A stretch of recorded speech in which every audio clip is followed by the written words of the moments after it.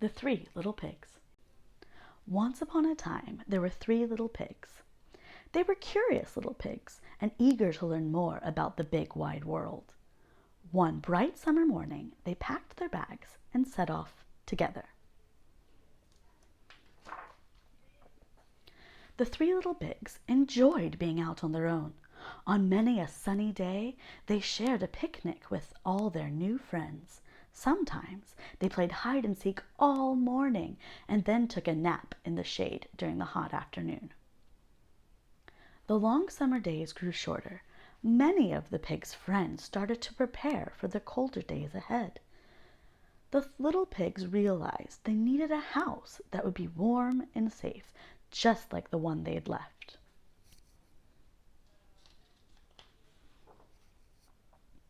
"I have an idea," said one of the pigs. "We can each build our own house. Then we can have fun visiting each other." The first little pig was excited. "I want to build my house as fast as I can," he thought. He grabbed the first thing he saw, some straw from a nearby field, and set to work. He did not spend much time planning his new straw house. Instead, he started building right away. After a short time, the house was finished. The pig wiped his brow with satisfaction. But the other two pigs had doubts about the house made of straw. "Maybe it's not strong enough," one of them said.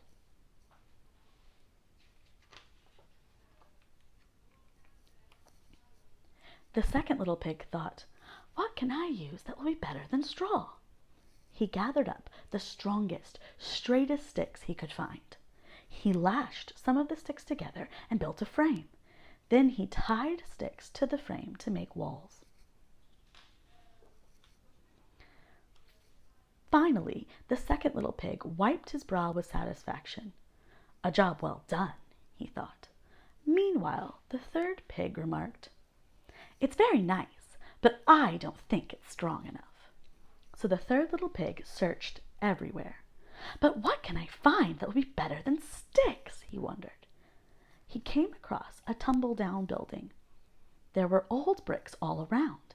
He decided they would be just right for his house. The third little pig set to work. Brick by brick, his house took shape. It took a long time, but the pig finished his sturdy house. He wiped his brow, quite satisfied with his handiwork. The two other little pigs shook their heads.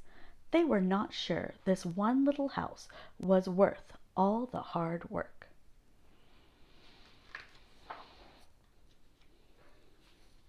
After each pig had built his own little house, they had time to play.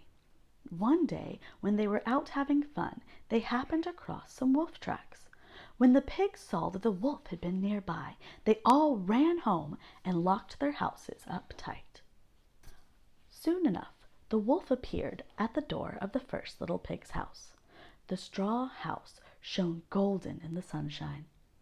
little pig, let me come in," said the wolf, grinning his big wolf grin. "No!" cried the first little pig. "Not by the hair of my chinny chin chin." "Then I'll huff, and I'll puff, and I'll blow your house in," shouted the wolf. And with an enormous breath, the wolf blew down the house of straw.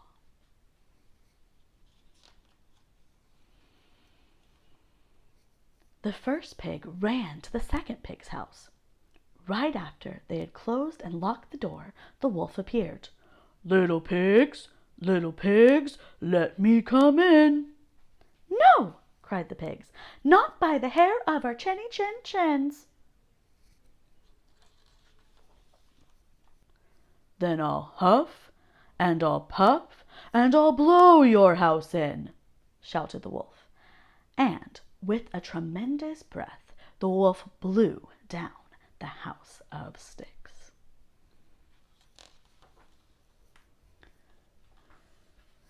The two little pigs ran as fast as they could to the brick house. All three little pigs watched from the windows as the wolf approached. little pigs, let me come in," demanded the wolf. By now he was feeling pretty sure of himself. No! Shouted all the pigs together. Not by the hair of our chinny chin chins. Then I'll huff, and I'll puff, and I'll blow your house in, shouted the wolf. But even with a stupendous breath, the wolf could not blow down the house of bricks. The wolf slumped, exhausted, outside of the little brick house.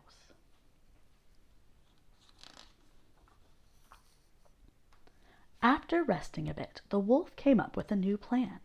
The three little pigs guessed what he might do, so they lit a blazing fire in the fireplace.